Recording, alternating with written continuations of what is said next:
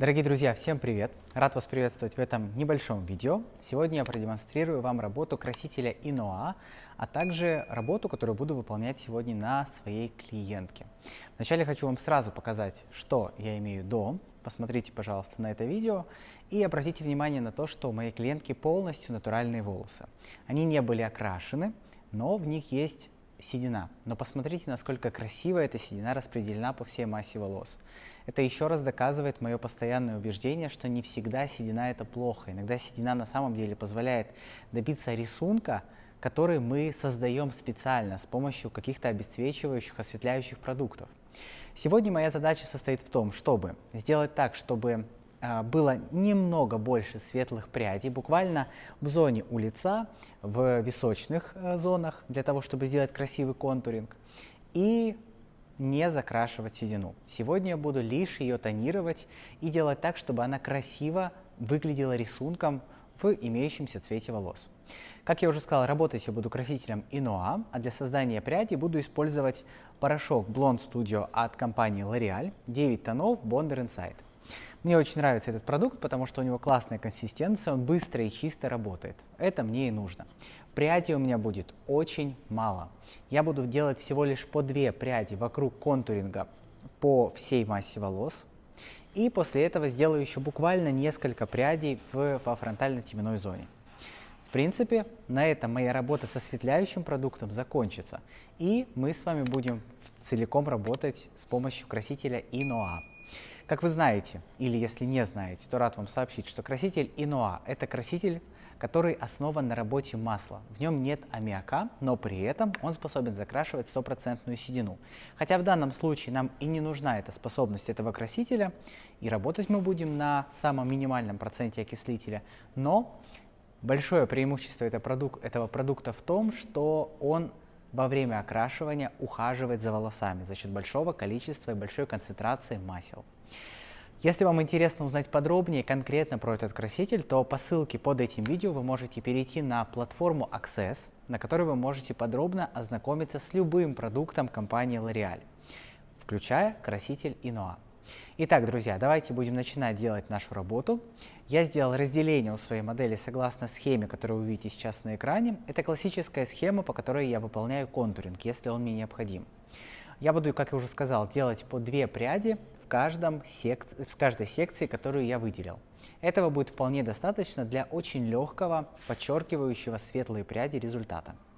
Ну что, давайте будем начинать. Работать я буду методом Air Touch, потому что он позволяет максимально плавные переходы создавать, которые не требуют какой-то регулярной или там необходимой коррекции. Результат будет максимально естественный и красивый. Оттенки мы будем создавать также естественные, для того, чтобы моей клиентке не приходилось буквально через несколько недель или, может быть, даже месяцев смотреть в зеркало и видеть необходимость что-то сделать с волосами.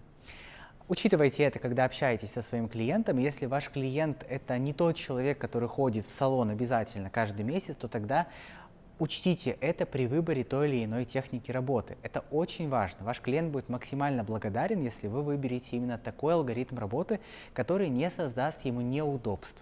Наша задача сделать так, чтобы клиент получил красивый результат, который он хочет получить, но при этом, чтобы он не получал каких-то неудобств впоследствии, для того, чтобы этот результат поддерживать. Итак, давайте будем начинать. Как я сказал ранее, я выделил несколько секций, в которых буду работать сейчас в технике контуринга. Секция вот это вот за ухом, ориентируюсь обязательно на краевую линию роста волос. Если она диагональная, то значит я делаю диагональный пробор. Если она может быть здесь более квадратная, то тогда я сделаю горизонтальный пробор внизу и небольшой диагональный пробор в зоне за ухом. То есть, когда я делаю контуринг, я всегда обращаю внимание на краевую линию роста волос. Это очень важно, потому что это позволяет вам создать рисунок, адаптированный под костное строение, и строение роста волос конкретно вашего клиента. Если вы будете работать по какой-то стандартной схеме, то вы просто можете создавать какие-то стандартные рисунки, но они будут не совсем выигрышно смотреться на том или ином клиенте. Поэтому посмотрите, как растет волос у вашего клиента, и ориентируйтесь на это. Как я уже сказал, я выделил эту зону, потом выделил вот здесь центральную зону горизонтальным пробором, После этого обратил внимание на то, как растут волосы на височной зоне. Я вижу, что здесь диагональный рост волос, следовательно, я сделал диагональный пробор. И после этого я отделил зону челки, в которой буду делать не 2, а 3 пряди для контуринга. Это позволит получить такой красивый рисунок, когда наш клиент будет носить волосы хоть в ровном состоянии, хоть убранные волосы в хвосте, абсолютно без разницы. Это будет создавать красивое подчеркивание лица. Такая огранка лица светлыми прядями. Давайте начнем работать. Начну работать я вот с этой зоны, которую вам сейчас хорошо видно.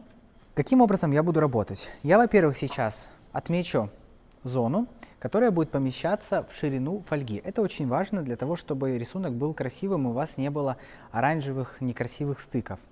Все лишние пряди, которые сейчас мне пока не требуются, я уберу. Зафиксирую их с помощью зажима, чтобы мне ничего не мешало. Итак, я проверяю, что ширина пряди меня устраивает. Все остальные волосы я временно изолирую в сторону, просто для того, чтобы они мне никак не мешали.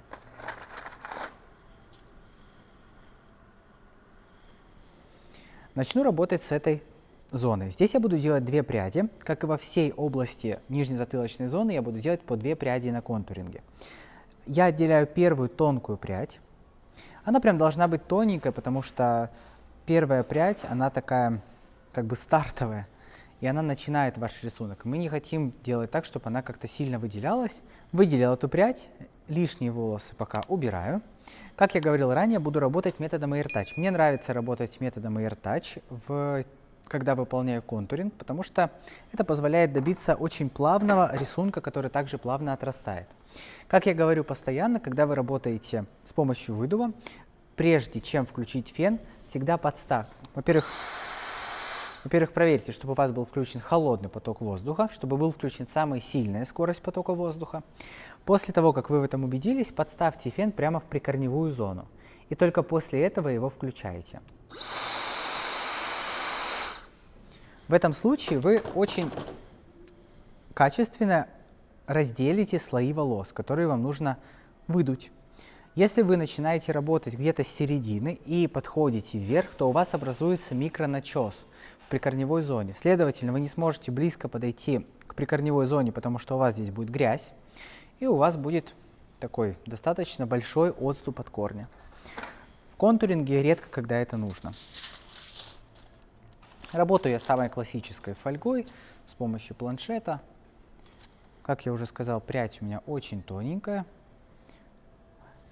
Здесь мне необходимо держать натяжение очень хорошее, для того, чтобы, во-первых, я мог легко и быстро пропитать прядь, но, во-вторых, чтобы у меня волосы, которые были выдуты, не попали в ту массу волос, которую мне нужно осветлить.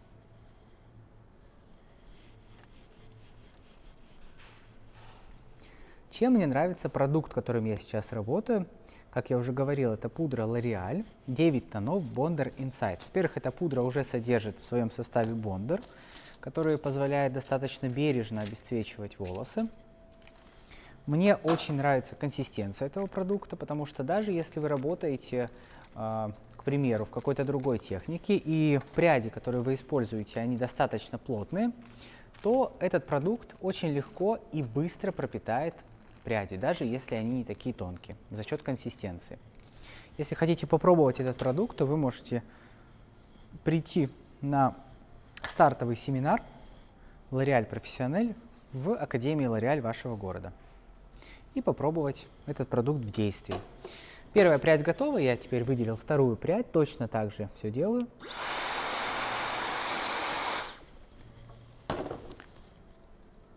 Выдуваю максимальное количество волос. Как понимать, сколько нужно выдувать, а сколько нужно оставлять? Вам нужно представить свой рисунок в голове. Если вы понимаете, что вы хотите подстроить рисунок под количество седых волос, то, следовательно, примерно поймите процент седых волос, которые есть у вашего клиента, и тогда вы поймете, сколько вам нужно оставить волос после выдува. Если вы создаете какой-то другой рисунок, то, опять же, представьте этот рисунок, представьте количество блонда. А от того, какое количество блонда вы хотите создать, как раз и зависит этот выдув.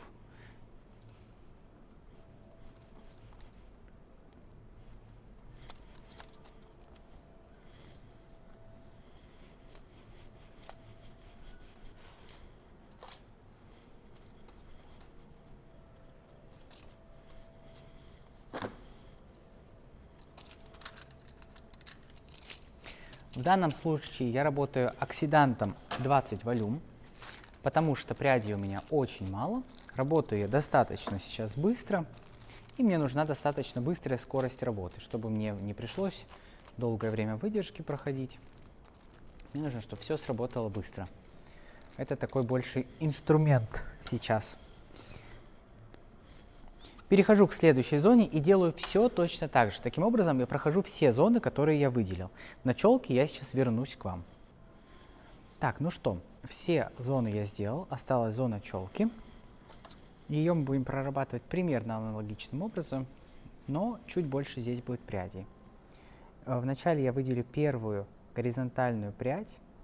Смотрите, вот здесь важно посмотреть опять же на краевую линию роста волос. У некоторых она вот такая треугольная, у некоторых она прям вот прямая. Вот в данном случае она больше такая к треугольной форме, больше похожа на треугольную форму, но не совсем центральная. То есть вы видите, что вот этот треугольник, он немного смещен в левую сторону.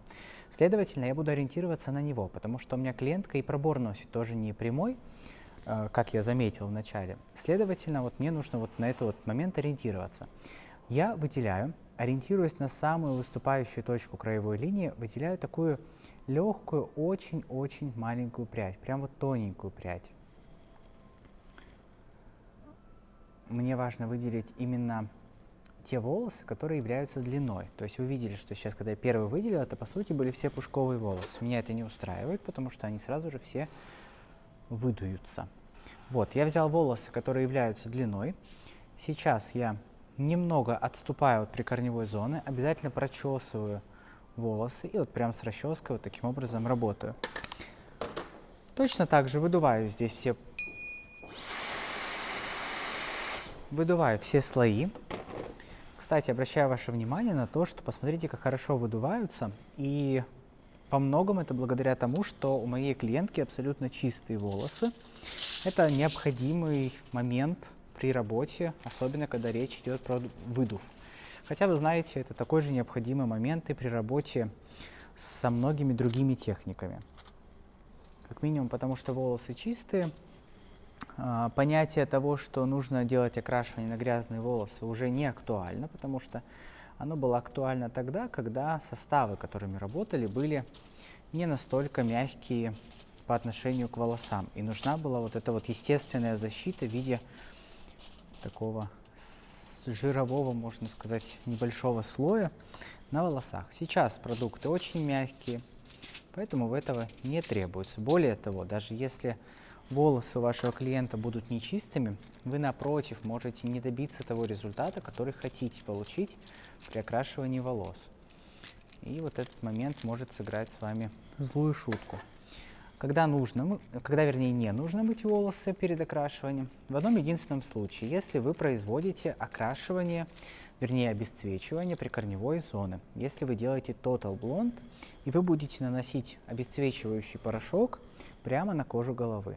Вот в этом случае клиенту можно не мыть голову. Но что такое не мыть голову? Это не значит, что клиент будет ходить неделю и неделю не будет мыть голову перед вашим посещением. Это значит, что если человек, например, позавчера вечером помыл волосы, то в принципе, если он приходит к вам через день, то ему можно не мыть голову. То есть у всего должна быть мера. Как вы видите, я сейчас отделил вторую прядь. Делаю все то же самое. Немного отступаю. Ну как немного? Вот сантиметров на 20 отступаю от прикорневой зоны. Подставляю фен прямо в корне. Но опять же обращаю ваше внимание, что нельзя дуть на предыдущую фольгу. Возможно, когда вы пробовали так делать, вы замечали, что фольга просто раскрывается.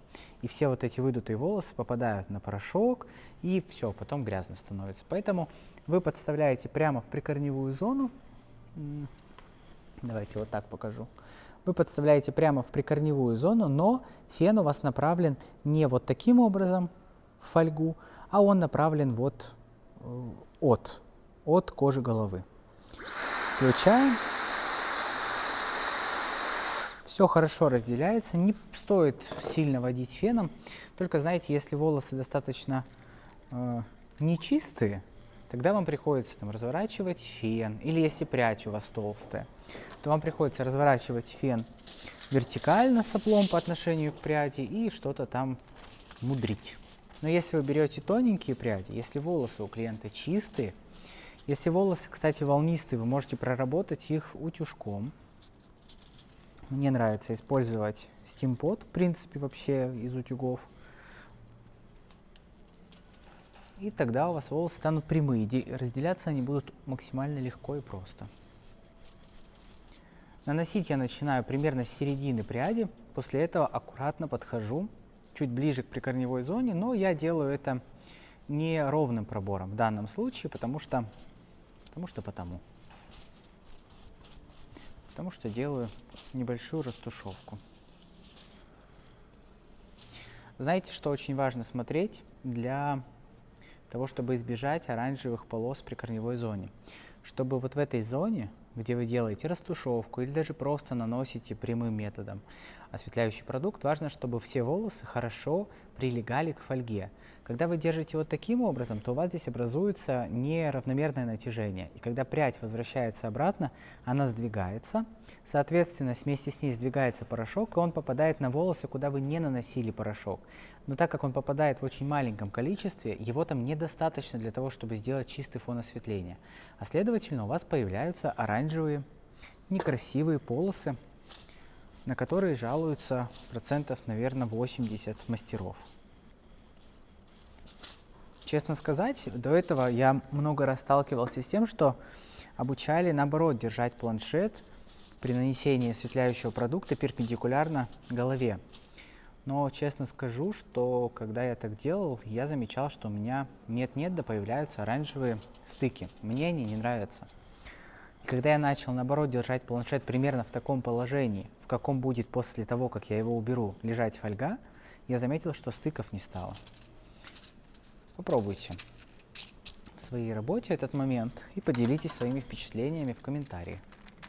Буду вам очень за это благодарен.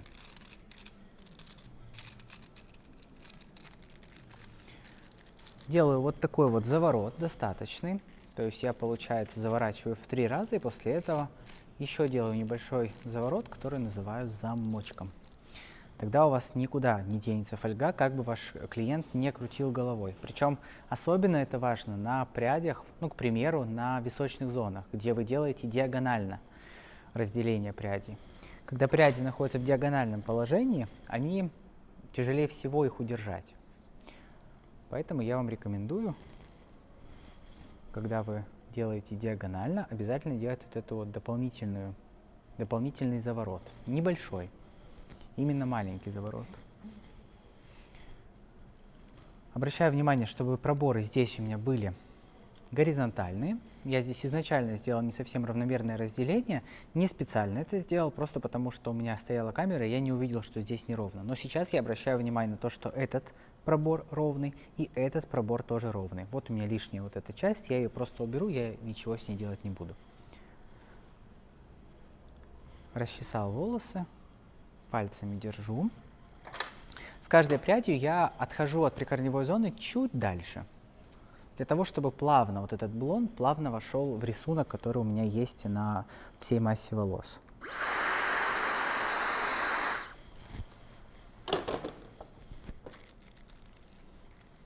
Прорабатываю здесь чистоту пряди, убираю все выдутые волосы, чтобы они не мешали мне. Все, и прорабатываю все точно так же, как и было до этого.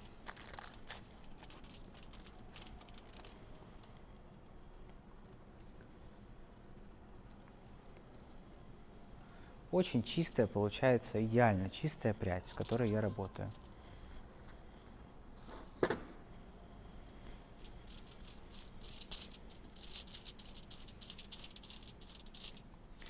Не делаю здесь ровного рисунка какого-то, он очень нечитаемый.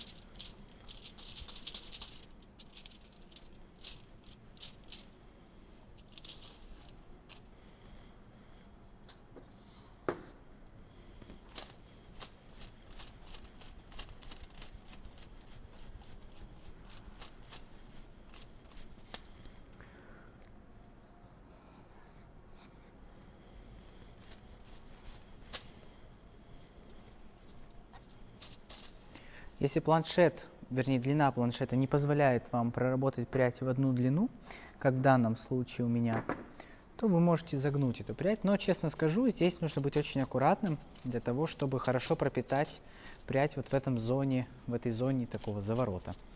Часто бывает так, что в нем недостаточно продукта, и у вас там бывает такая полосочка не самая приятная. Поэтому лучше, конечно, делать так, чтобы вся прядь у вас была в абсолютно ровном положении. Но, к сожалению, не всегда это получается возможно. Просто уделите этому внимание дополнительное, этой зоне, и тогда все будет хорошо.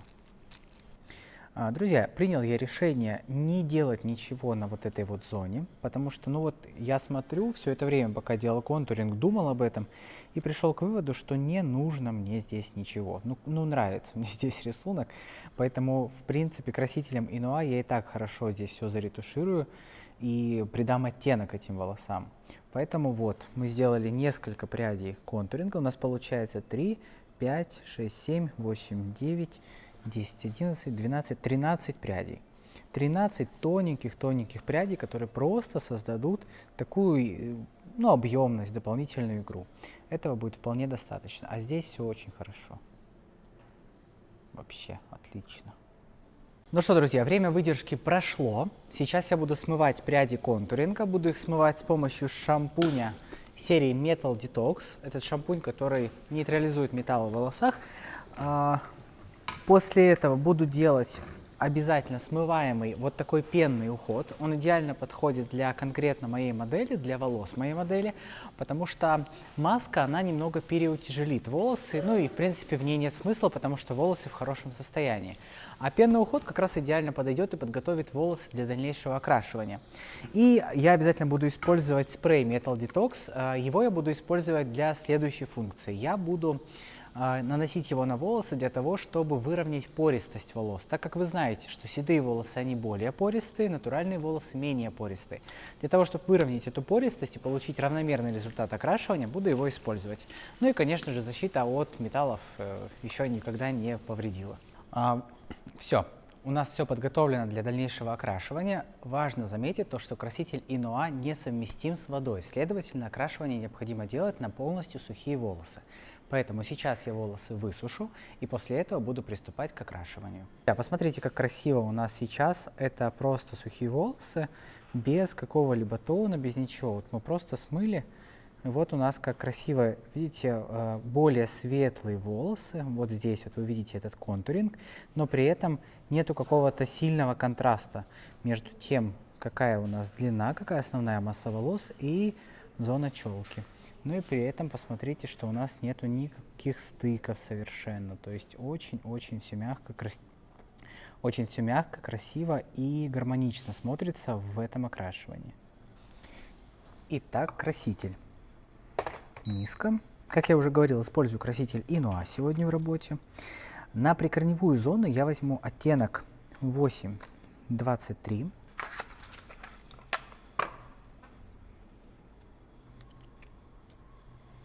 Сколько?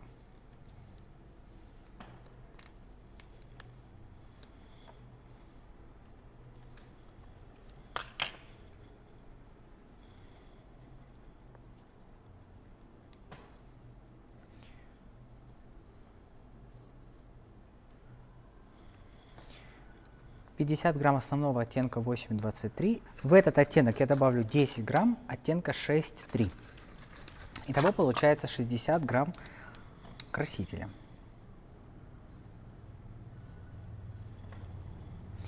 Пропорция смешивания с оксидантом 1 к 1. Я использую специальный оксидант Инуа, 10 волюм, то есть 3%, точно так же 60 грамм. Вымешиваем до однородной консистенции. Это смесь на прикорневую зону. Очень легко вымешивается краситель и появляется такая, получается, очень приятная в работе консистенция, которая легко пропитать пряди. Быстро это происходит. Как вы помните, 3% оксидант я взял для того, чтобы, во-первых, у меня нет цели закрасить седые волосы, а во-вторых, мне не нужно слишком сильно как-то поднимать натуральную базу. Поэтому 3% в режиме тонирования. Это смесь на корне. На длину я буду использовать чистый краситель 932. Итак, краситель важно наносить в достаточном количестве. Мы достаточно хорошо прижимаем кисть к волосам и прорабатываем все необходимые зоны. В данном случае я говорю про прикорневую зону. Работаю достаточно быстро, для того, чтобы мне после этого также можно было нанести и по длине.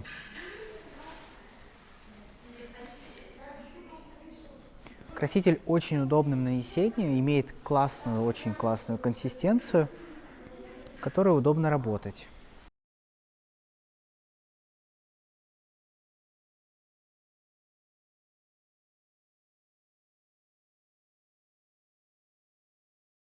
Нанесли краситель и ждем время выдержки.